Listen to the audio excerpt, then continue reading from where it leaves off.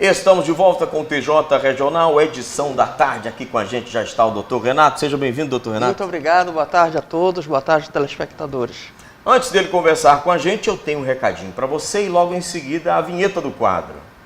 Agora o recado que eu trago para você, é claro que é da Pará Fogo Extintores. Nosso amigo Joãozinho Guimarães, que tem expertise no assunto, tem tudo em extintores residenciais, automobilísticos, empresariais, recarga e também venda de extintores. Detalhe, se você precisar de placas, rota de fuga, sinalização e tudo mais, fale com a Pará Fogo Extintores, expertise no assunto, viu gente? Lá na Magalhães Barata, próximo à Câmara Municipal.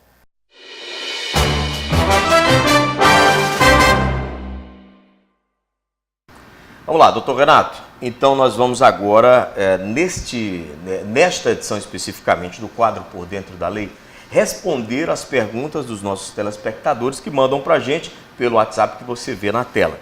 Começamos aqui pela Marta. Boa tarde, meu nome é Marta, eu trabalhei na prefeitura por 5 anos. O valor da minha rescisão, porém, foi de apenas R$ 257. Até quantos anos após a rescisão eu posso recorrer? Bem, pelo que eu entendi, a Marta, ela foi contratada pelo município para fazer aquele contrato temporário, que é renovado de forma sucessiva. E no caso específico desse tipo de contrato, o Supremo Tribunal Federal entende que é devido o saldo de salário que a pessoa deixou de receber no período que trabalhou, e também o levantamento das guias de FGTS para receber os valores que foram depositados a esse título.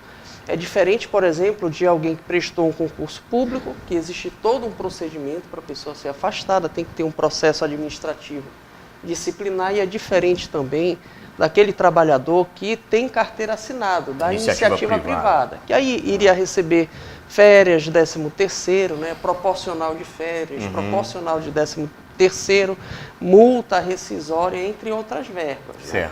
E esse contrato, como é um contrato de natureza administrativa, aí o prazo de prescrição é de 5 anos.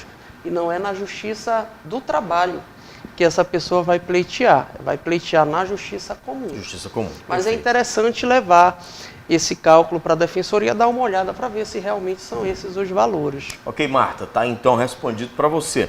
Mais uma pergunta. Fiz um contrato em uma casa de 1 ano e agora eu quero sair. Porém, a dona da casa quer que eu pague 3 meses de aluguel para eu poder sair da casa. O que eu faço, doutor? Bem, eu acredito que tenha sido um contrato de locação. É normal, nos contratos de locações, ter o que chamam de cláusula penal. Certo. Por exemplo, se você atrasar e eu vier a rescindir o contrato, você tem que pagar determinada cláusula penal. Normalmente colocam 3 salários mínimos. Só que esse pagamento da cláusula penal tem que ser proporcional. Vamos imaginar que era um contrato de 3 anos. Aí a pessoa ficou 1 ano e meio.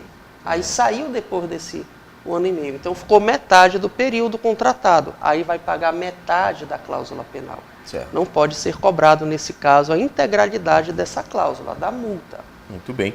Mais uma pergunta que é do Denis, nosso telespectador. Ele diz: boa tarde, gostaria de saber, minha ex-mulher me julgou na justiça.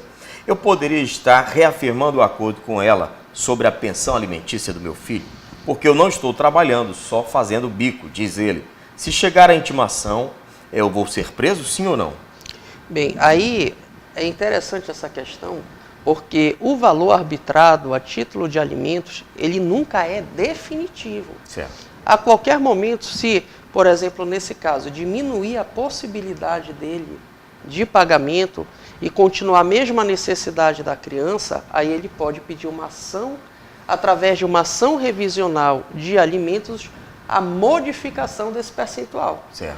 Então aí ele vai fazer o quê? Pode procurar a Defensoria Pública, vai juntar o termo de rescisão do contrato de trabalho dele, comprovando que ele está desempregado, ou então a carteira de trabalho com a baixa, e o juiz, nesse caso, vai analisar.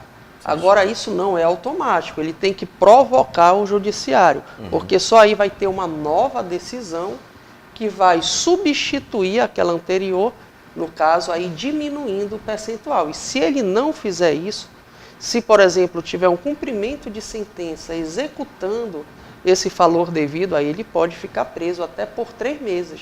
Por isso que é uma providência que tem que ser imediata e normalmente se pede até liminar, para que desde logo venha com a comprovação diminuir o valor.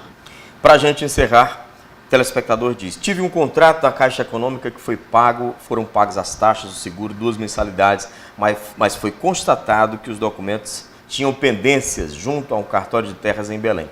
Por causa disso foi descontado. Poderia ter danos morais? Obrigado. Bem, danos morais aí é necessário que tenha ocorrido um fato que venha tirar paz de espírito da pessoa, algo que tenha ali atingindo de forma profunda a intimidade, como acontece às vezes uma inscrição indevida em um SPC e em um Serasa.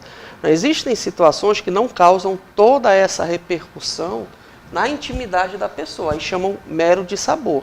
Aí a gente teria que ver o que, por exemplo, ele deixou de comprar, quais as privações que ele passou em razão desses pagamentos.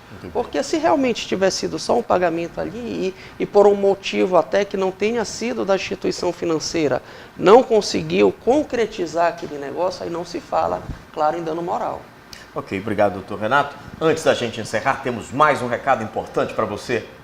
Eita, que o Carajás da Sorte dessa semana está sensacional. No quarto prêmio são 50 mil reais, minha gente. Tem mais 50 mil no terceiro prêmio. No segundo e no primeiro, 5 mil reais, sem contar os giros da sorte. São 20 chances diferentes de você ganhar 500 reais. Que beleza, eu falei, Carajás da Sorte, Emaús. Tá certo, obrigado, doutor Renato, mais uma vez pela sua participação. Muito obrigado pela oportunidade, um grande abraço, boa tarde a todos. Sexta-feira que vem o assunto é bullying.